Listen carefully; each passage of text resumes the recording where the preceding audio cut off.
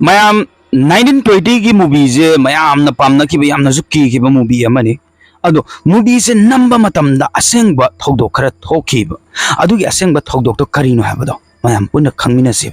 मयाम पुना तामिनसे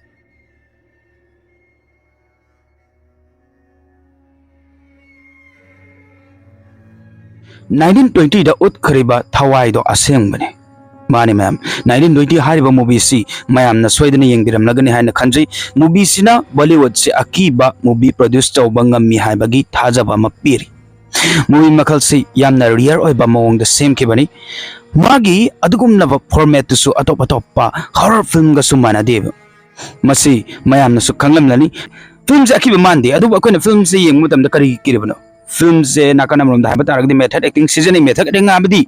ma'am pot अमा हेक्तबु याम माना realistic ओइना fill तौरगा उत्पदुनेबा film से शूटिंग तौबखिबा मफमदु मसाना मसादो वर्ल्ड की टॉप 10 हॉन्टेड ओइबा जगह कैसल अमा खक्तनेबा शूटिंग तौखिबा जगह दु इंग्लैंड द एग्जिस्ट तौब मफम अमनी यमजाउ से हाइबदी कैसल ची मतोंदा लई हाइबा सुय मागी अकोइबदा कना अमता लैति लैरिबा हाइबाबु रेगिस्तान खक्तनी इचिकची अदुबु कना अमता लैतबा मफम अदुदा केयरटेकर अमदि लै केयरटेकर असिना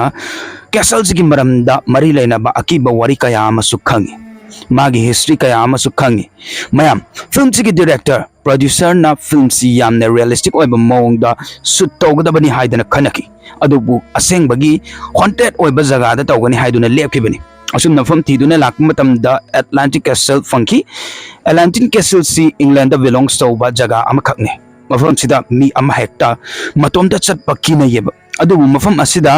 केयरटेकर अमदी मतोंदा अदुमक लैब चहीदी अहन ओरे असेंगबदी 1920 फिल्म दा शूटिंग होरक मतमसिदा फिल्म सिगे लीड एक्ट्रेस ना फिल्म गा मरि लेनाबा यूनिट सिंगबो अकीबा वारी तमगा उत्पता ओइबा अदुबु महक मसाना असेंगबदा अखोगी यामना थाजगंदबा मीदो ओइबा अदु ओइरबसु मयामदा महकना अकीबा वारी तमदुना किहनबा पामजैबा महकना बुत सादुना मसादु सेमदोगा मीबु किहनबा होने अदुबु मखोइना इंग्लैंड शूट तौनबगिदमक्ता योरपददी नसागी मागी माइंड अखोई क्रिपी ओइबा करिगुम्बा खरा फील तौखिबा अदु ओइरबसु महक वाखलना ओइरमगनी नेगेटिव ओइबा वाकया अमा यावबगी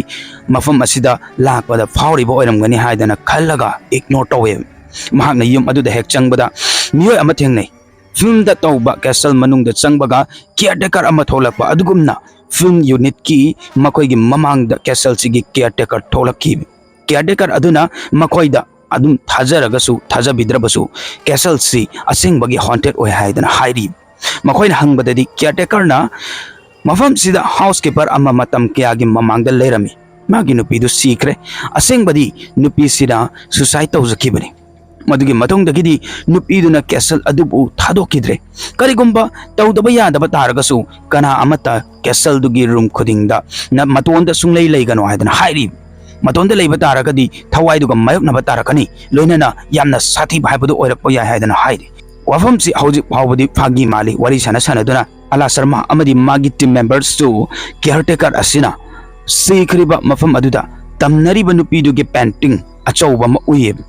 पेंटिंग दो उब मतमदा मखोय याम थीना ngak ma haibadu oiki nupi do masam musum uraga akoi yamna sang ba haibadu oi mamit na blue oiba madu yengnu matamda ada masa ga chap mane mayam na ngak naram ba मखोइन हाबद मसी आदा गा चप मने हाइदन हाइरि आदा सु थाजब हौखिब याम थुना नुपा अमना photo सिगा लोइना photo अमा कापिगे मेमोरी ओइना लेहौनबा हॉन्टेड फॉर्म द चलुरगा वुन ओइरिबा नुपी सिगी पिक्चर कामिनरी हाबगी मेमोरी ओइना हाइदन हाइरि मखोइन फागी तौनबद उबदा केयरटेकर ना वाफम असि फागी ने हाइने लौबिगनो पेंटिंग सिगा लोइना फोटो कामना होनरबसु फोटो दु डेवलप तौब ngमोय हाइबदी फोटो काप तारगसु पिक्चर दो प्रिंट तौब ngमलोय उब ngमलोय हाइदन हाइरि बो वफम जे हौजिक फावबदा ससिनबा फागी अदुमक माली मखोय मागी कादा चनरमे पुंग अनि तारे अदा शर्मना महाक बुत की पिक्चर दुगा फोटो कामिना की बनी हाइबन निंगसिंग लई महाक याम थुना टीम मेंबर्स तुगी मनाक चलगा ngasai कापख्रेबा फोटो दो आइंगोंद ट्रांसफर तौरकेरा नत्रगना अमता उलकेरा हाना हाय कदौर हाइबा मतमदा कैमरा दु लैपटॉप त कनेक्ट तौब मतमददी फोटो दो यावम द भाइबा तारे फोटो दी यावबा अदुगा ब्लर लोइना चटल लैरम येंगबदा मसी आदा शर्मरा पेंटिंग सिना कदाय द कापी भाइबा पाव खंगद्रेबा Seng na harum matamda photo do masana adum yam thina destroy tawduna lejarambe adubu camera da haibadi yauna ngasai kap ki bomong doga haidi yaurum libuduga kap ki buduga chap manaba aduga painting ka loina kap ki bado madu de loina mangduna leirambe hojik ada madu hajade maramdi member aduna mahak pu ki henna ba hona ba male agi adum tawna banina Asengbadi khangba yarabane adubu ada ignore tawi nungdangi pung nipan tare nungdangi pung nipan duda ada free oire aduduna maha castle manungda washroom lebanina fresh oiruge khalami maha washroom da chatpada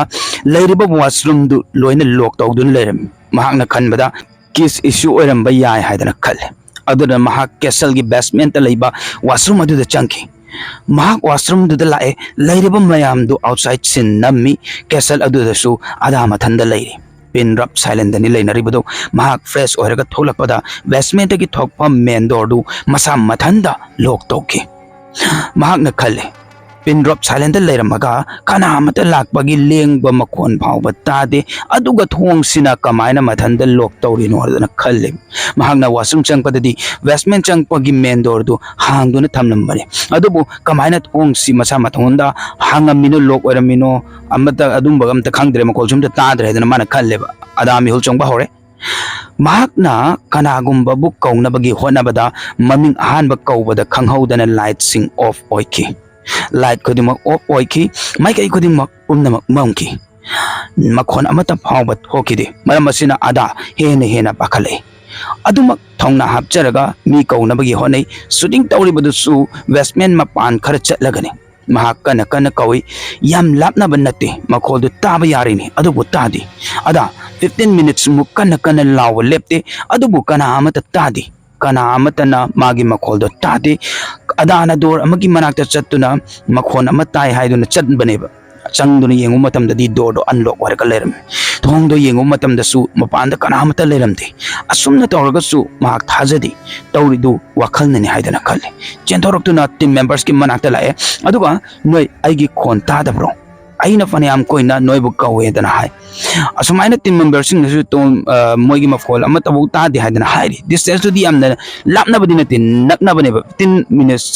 kanna lawo bu makol machet mu ta di hadu ngaktra mayam khan madidi ada do mapan da koi bathom gane hadana khan bane adu mahakti mabam adu da pannu ne leram bane ada ga loina na film shooting da thengna khiba scary moments sing mahak na magi interview mayam amada articles kaya amada tamkre magi press conference kaya amada su haikre mahak na su thengnarabani makha tabadi mahak magi wakhalon do hongame haujikti mahak na phagi oina laudre aduga but ki film sing se Hollywood oirasu Bollywood oirasu akoi gi short horror films oirasu any horror films amada hekta haitare power amana traga sakti energy amakta combine hekta taw bhai batare aduga losan bangam danaba yet pana chingba kaya amasu thokane be adom na ngasi gi video si soidena nungairam gani khali adom na video si like share amadi subscribe taw biramu makha dana nungaiba video kaya ama pujarake mayam na lo fawa yang big bagi damakta thagat pa phongdok chari haiba sigalo ne na khoi hujiki movie sida di hairi ba khoi short film boy web series boy ram or bot ki namda khoi gi yet ayat apan kya ama thoi haidana adumai tawdana ai gi film man namjagi bu khunung chabi haidana hujik youtube ta kaida amta phangdri bane ba adugi khunung chabi namba matam da su angon da fil khara tawgi ba adudo kamai toge habadu su ai nongma matang sabada ai lirakke aiga punmi nariba crew members khuding maksu adum loi khangba yauna bane do sigi wari se amuk li leiba taraga de amuk yamna sangrani ba adudo nga sigi wari se matang jida loisan jarage matang gi wari da mu mayam pune thengnarse good night